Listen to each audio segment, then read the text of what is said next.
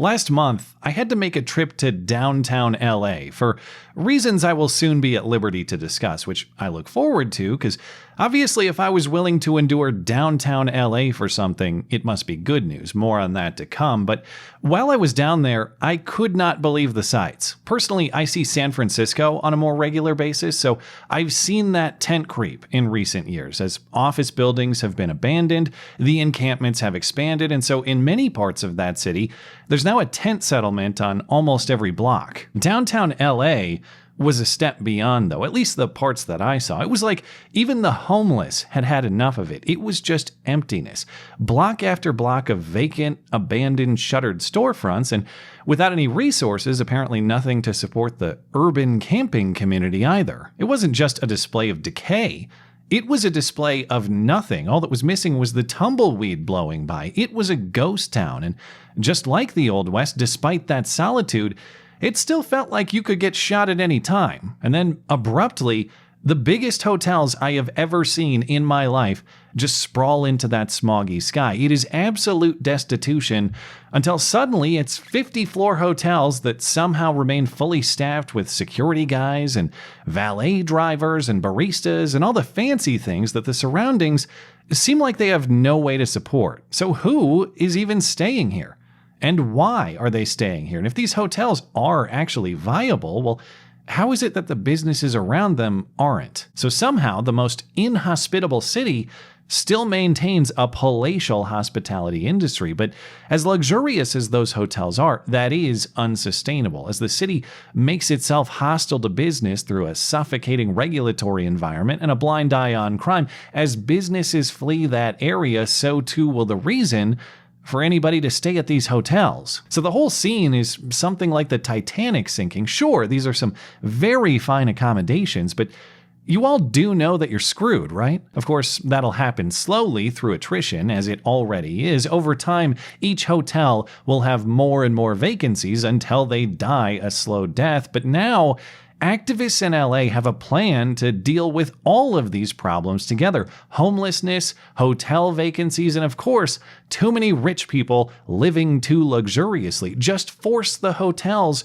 to become homeless shelters, and of course, force you to pay for it, certainly if you live in LA, but even if you don't, they want this federally funded, at least partially. After gathering enough signatures to get it on the ballot March 5th, LA residents will vote on what's called the Responsible Hotel Ordinance. Were this to pass, every day, hotel operators would have to report to the city the number of vacant rooms they have, and the city will send homeless people with vouchers over to the hotels to stay. So to understand the plan, this is not the city buying out hotels or repurposing abandoned hotels and converting them to shelters. This is the city mandatorily filling vacant rooms next to paying customers. So if you take a family vacation to LA, you might have some drug addict bum shooting up in the room next to you at the city's direction and enforcement. It's a preposterous idea that a group in opposition has mocked with an ad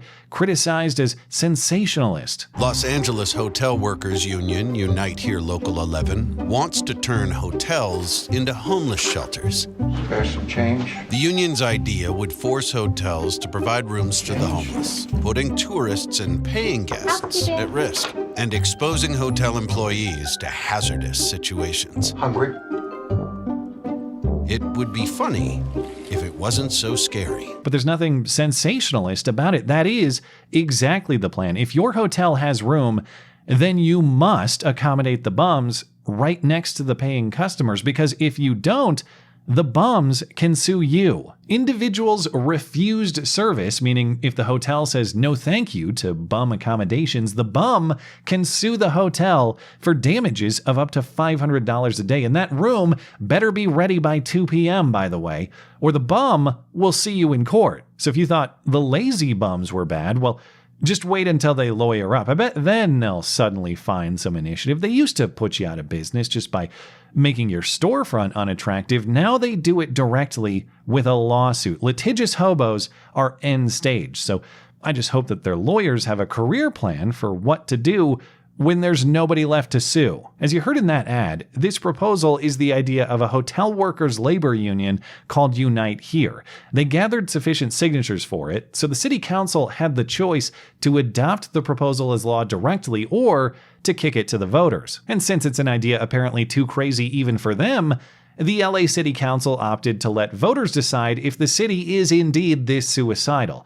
That's what the March 5th vote will be. The hotel workers union behind this plan apparently thinks it will bring them business, that by filling up the hotels with state-funded bums, the hotels will generate tons of money and the workers will cash in. They think this will secure their jobs, but of course, it will actually delete them. There has been some polling conducted on the issue. Full disclosure, it is polling conducted by the Hotel and Lodging Association, so they do have a dog in this fight, but I doubt these poll results are highly inaccurate. 72% of U.S. adults polled last month, and 83% among those who have previously visited LA said they would be deterred from booking a hotel room in the city if they were forced to house homeless people next to paying guests. Okay, well, so what?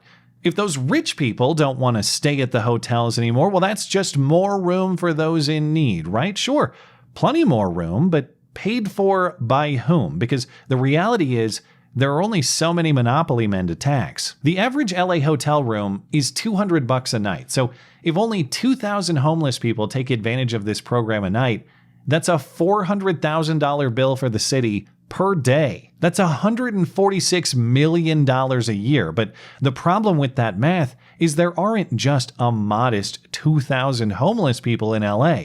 There are 75,000 and growing. Now, there are only 100,000 or so hotel rooms in LA and probably shrinking if this proposal actually becomes law. So this hypothetical assumes that all bums fill almost all hotel rooms, but at a theoretical maximum, this program would cost the city $5.4 billion a year. That'd be nearly half of the city's current budget, funded by whom?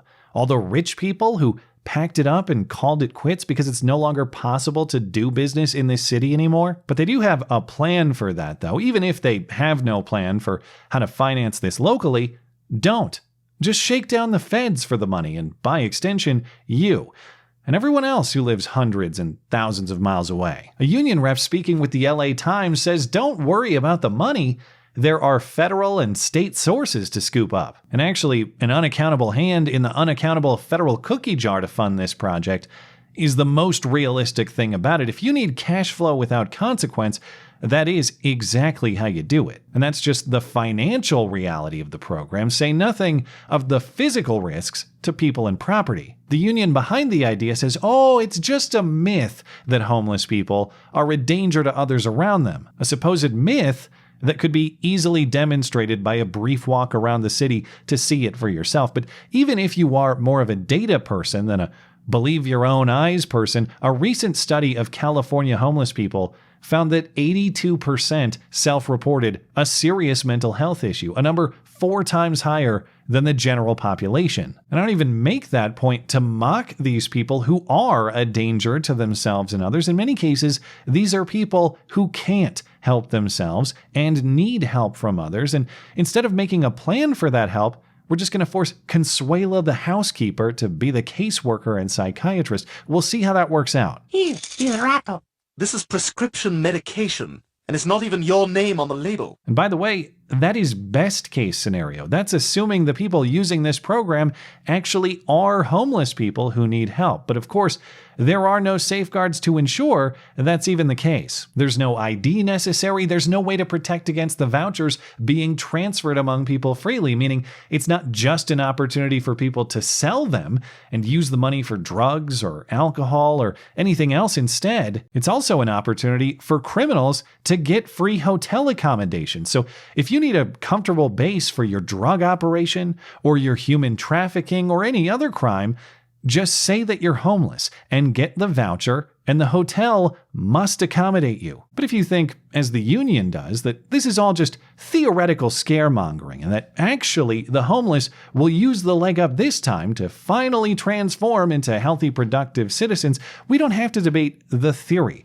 We've already seen this disaster in practice. Recall during COVID times, the state of California and the federal government spent billions on the same idea. Let's get the homeless off the streets and safely into hotel rooms. A major site for this program was the Mayfair Hotel, a nearly 300-room building in LA's Westlake district. Reportedly, homeless participants in that program complained about curfews and other unfair rules of their free ride, a lack of services, and few opportunities to transition to permanent housing. And that frustration led to property damages settled with the city for $11.5 million. And it wasn't just property damage. It was violence and physical danger too. Throughout this program, hotel staff members were threatened. There were assaults between homeless guests. There were drug overdoses and generally common aggressive and violent behavior. The damage was so severe that $11.5 million settlement was actually a large fraction of the total value of the hotel itself. How do we know? Because now the owners have said, the hell with this. We're selling the hotel to the city for $60 million and getting out of here. Of course, the city assumes that at least another $23 million or so will be necessary to renovate the hotel after those prior damages. So if at first you don't succeed, well, try again. The problem is, at some point, that reaches the definition of insanity, and to expect anyone to build under a system where the state seizes what you build and hands it over for destruction by those who don't is nothing short. Though as insane as this is, I think we're only about halfway there. Eventually, this desperate attempt to do anything but institutionalize these people who need institutionalization will ironically do exactly that. And the lyrics will become eerily true. Welcome to the Hotel California. You can never leave, both because the supposed myth turned out to be true and these people actually are dangerous and need confinement, but also because force is really the only thing that keeps this insane business model anything close to operational. When the state sells charity, it eventually becomes a prison, in other words, and that's not hyperbolic, that is the trajectory. Because it's not charity if it's forced, and force is all the state has. If they'll point a gun at you to take your property, they'll certainly point one at you to put you in a cage. There's little moral distinction. Either is just a means to an end. So who cares if your life is the means? That's why asking the government for a job or a hotel room or any other material good is always a mistake. They do not make, they only take. And if you think, yeah, well, I'll just get them to take from others for me, well, even if you do get a job today or a hotel room tonight out of that scam, there's still the problem of tomorrow. Because as the famous quote explains, the trouble with taking other people's stuff is eventually they just stop making stuff and you run out of other people's stuff to take. So what then? Because you can't take what isn't made. But since these people do specialize in denying reality, I'm sure they will think of a way soon.